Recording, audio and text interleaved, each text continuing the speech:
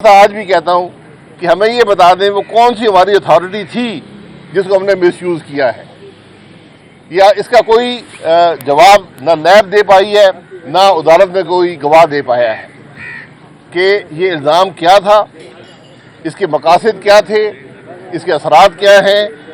सिर्फ फ़र्क ये है कि 3 साल से जो 4 लोग इस केस के अंदर थे उनकी ज़िंदगी मफलूज थी, ना नौकरी कर सकते थे ना कारोबार कर सकते थे।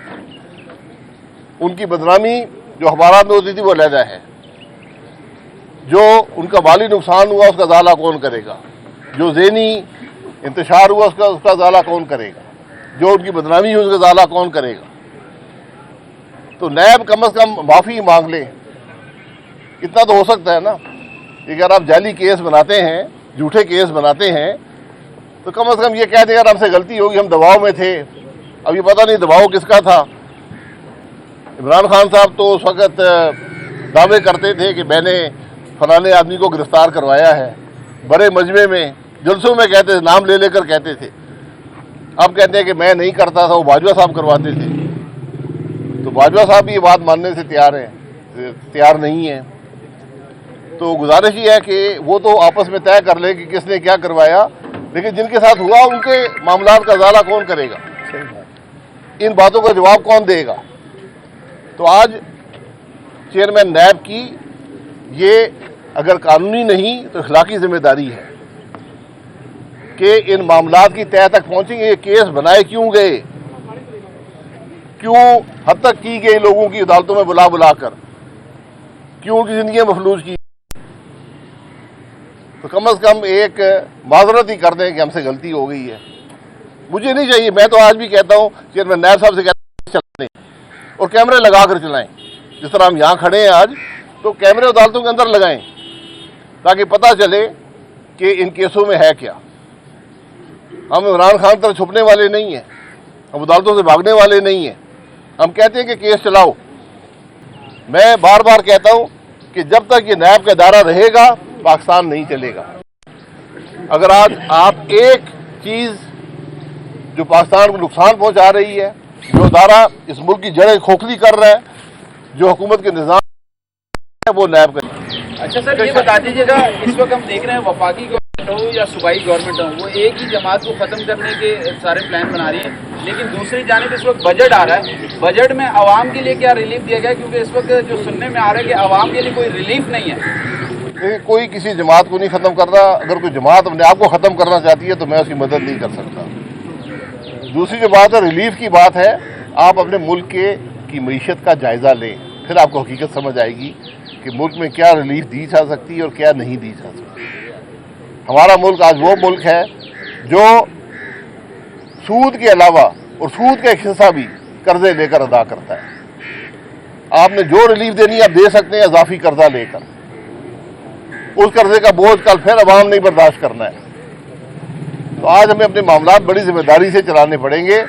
ये रिलीफ की जो बात है, इसमें रिलीफ यही है कि मजीद बोझ अवाम पे ना डाला जाए, ऐसा उसका बंदोबस्त किया जाए और हुकूमत के निज़ाम को दुरुस्त किया जाए। ये निज़ाम नहीं चल रहा।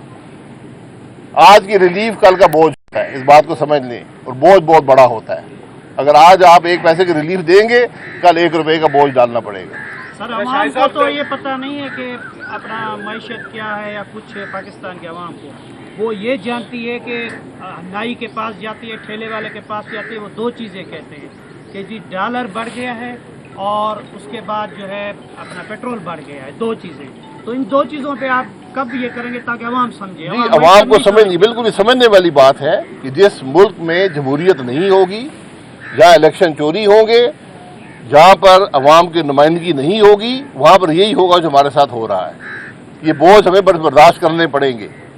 तो आज ज़रूरत इस बात की है कि हम अपने आइन को समझें, आइन के मुताबिक, और ज़िम्मेदारी से पॉलिटिकल लीडरशिप काम करे, ज़िम्मेदारी से अस्करी लीडरशिप काम करे, ज़िम्मेदारी से इस मुल्क की जो जुडिशल लीडरशिप है, जो जजेस हैं, ये काम करें।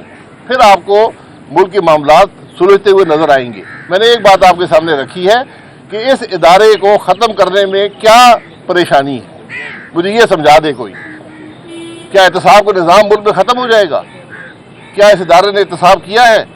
मैं इस इदारे के रोज़मर्रा के मामलात में सैकड़ों अरब के मामलात आपके सामने रख सकता हूँ। ये इदारे होने की वजह से जो फैसले मुल्क में नहीं होते, उनके मुल्क पर नुकसानात क्या हैं। अच्छा शाहिद साहब, आप कह रहे हैं कि आइन के मुताबिक काम होना चाहिए, जिम्मेदारी से काम हो, लेकिन चीफ जस्टिस पाकिस्तान सियासतदानों को मशवरा दे रहे हैं कि वो तहम्मुल से बातचीत करें और सियासत में तहम्मुल लाएं। तो अगर क्या सियासतदान इतने ही नकम्मे और नाहल हो गए कि अब चीफ जस्टिस को मशवरा देना पड़ रहा है आप लोगों को? देखिए, मशवरा देना चीफ जस्टिस का काम नहीं है, उनका काम है फैसले करना। उनका काम है ये पता करना कि इन अदालतों में हो क्या रहा है।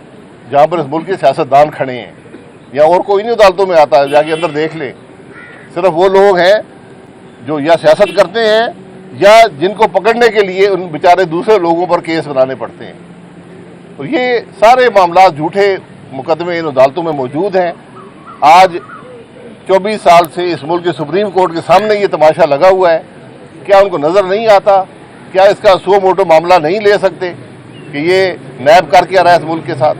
अगर IMF किस्त नहीं जारी करता और बजट का भी टाइम आ गया, तो क्या पाकिस्तान IMF बगैर बजट पेश कर सकता है? यार, ये बात हर रोज़ वज़ीर ख़ज़ाना करते हैं, ये उनका मामला है, उन्होंने ही तय करना है। यकीनन IMF का प्रोग्राम मुल्क के लिए अहम है और उसकी कुछ शराइत हैं, वो आपने पूरी करनी पड़ेंगी। उनका एक बोझ होता है, उस बोझ को हुकूमत की कोशिश होती है कम से कम बोझ अवाम पर पड़े। सियासतदानों के दावे और नारे होते हैं, जिस तरीके से भरे मजमे में मरीम नवाज साहिबा ने कहा था कि पेट्रोल की कीमत बढ़ेगी तो आप समझ लें वज़ीर आज़म चोर है। तो आज जो पेट्रोल की कीमतें बढ़ रही हैं, तो आप क्या समझते हैं कि मौजूदा जो वज़ीर आज़म वो भी चोर है? देखें, जो मुल्क के जलसे होते हैं, जलसों में एक बात की जाती है जो उस जलसे के हवाले से होती है। जब मुल्क के मामलात ऐसे हों कि बिला वजह अगर कीमतें बढ़ें तो उनका असर मुल्क पर पड़ता है, हुकूमत की नाकामी होती है।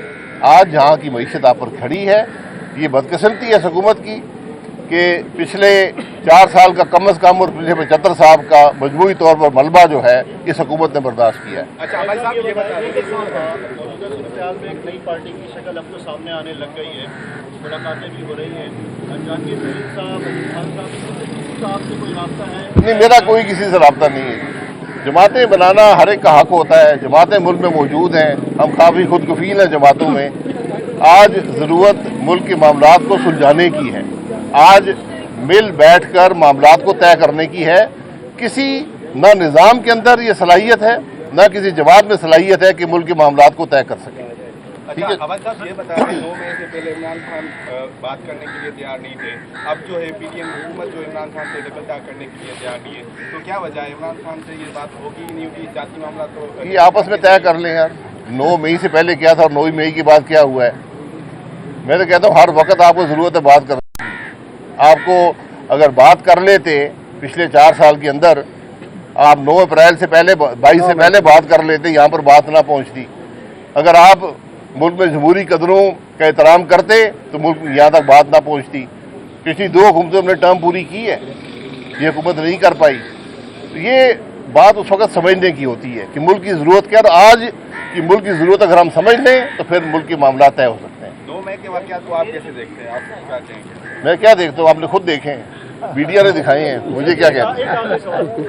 क्या मुल्क के फौज के हेडक्वार्टर पर हमलावर हो सकते हैं लोग? इसका तय कर लें।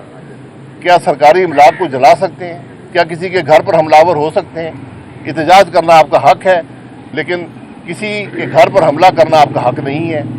फौजी तंसीबात पर हमला करना आपका हक नहीं है। मुल्क के एसेट्स को तबाह करना आपका हक नहीं है। ये बात हमें समझने की है। सर, एक सवाल, क्या सियासी कारकुनों का मुकदमा मिलिट्री कोर्ट में चलाने की आप हिमायत करते हैं? जी, मैं किसी कोर्ट की हिमायत उस वक्त तक नहीं करता जब तक उसकी जुरिस्डिक्शन ना हो।